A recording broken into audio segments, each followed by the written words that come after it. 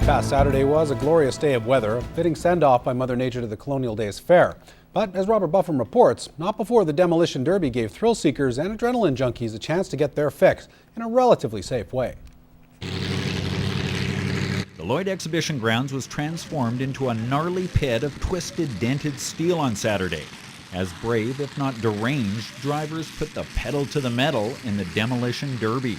It hurts, but it's fun. It's the funnest thing you can do. Hands down. Milford says the fun does come with a price. It's like you've been in a car crash a whole bunch of times. The rush from the event, palpable, seemingly addictive. This is my second time. I mean, what brought you back? The adrenaline. 24-year-old Blake Trump hopes the second time's the charm, after a literal baptism by fire last year. Car lit on fire last year, so we'll try not make that mistake this year.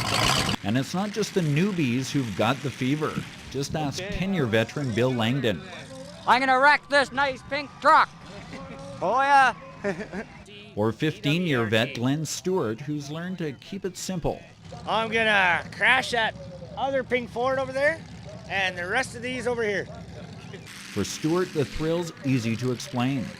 One day out of the year that you don't worry about the RCs, you don't have to worry about insurance, you don't have to go buy a permit yet to wreck a car.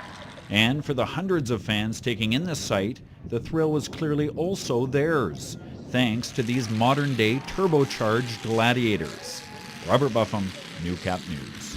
Well, another Colonial Days has come and gone, but for this news anchor, not without victory. The Celbrity Pig races were a new addition to the fair and proved to be a big hit with fairgoers of all ages.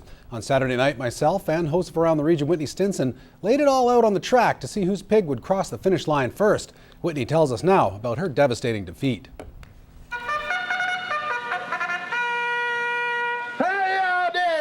Boss Hog runs this barnyard. A self-proclaimed animal whisperer, he's been doing this for years. We start them as babies, and what we first do is you take some Smarties, and you sprinkle the Smarties into like a paint roller tray that goes ting, ting, ting, and they come running out to get about 3-4 feet to get their Smarties, and you move it further and further, and finally you put it in the big barn, and they come running right on home. Because the first one in gets Smarties, and the slower ones, they get pig chop.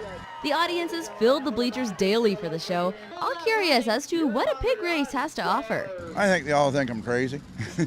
I'll tell you, a lot of them have never seen a hog race before and never won like what we're putting on. Here we go. My pig is the General Lee, and she hasn't lost a race all week. Her biggest competition is Newcap News anchor Jacob Zare's Herbie the Love Pig, but we think we have him beat. After a short pep talk, the pigs are ready to go. Get set, let's have a pig race. Come on! Bring it on! Oh no, it's Jeff's hog! As they come around bumpers up bumpers, they come down the trail. Jeff got it done. It's true. Jacob's Herbie the Love Pig left my little General Lee in the dust. Lucky for me, news anchors don't gloat much. You know, Herbie hasn't had a great week, but he came out today and he showed what he was made of. You know, a couple words of encouragement and bam, out of the gate. Whoa, whoa, whoa, whoa, stop. When you watch the video, please watch. I think I saw a hand sneaking down to give her a little faster. Yeah! How dare you, sir? Upon closer inspection of the race footage, it's true. You can see the slap on the bottom clearly from Jacob's side of the starting gate. Lucky for him, the rules of pig racing are blurry at best. Herbie the Love Pig was ready to go. A couple gentle words of encouragement and a tiny slap on the bottom, and that pig was gone. It was off to the races. It's never won a race the whole week. Looks like this reporter is going to have to work on her pig whispering and come back again next year. Whitney Stinson, Newcap News. Well, the good weather was also well timed for an action-packed bonanza of a weekend in Wainwright. A classic car show was just one of the features in Wainwright Saturday and Sunday. There are also historical tours showing off the downtown core, which is 80% or heritage buildings, rather. We've been doing 4 tours every day on Saturday and Sunday, and they've both been pretty full. And for those looking to cool off, homemade ice cream was offered for free at the train station. But the biggest attraction was likely the military base. We are an open base, so anybody is welcome on our base at any time.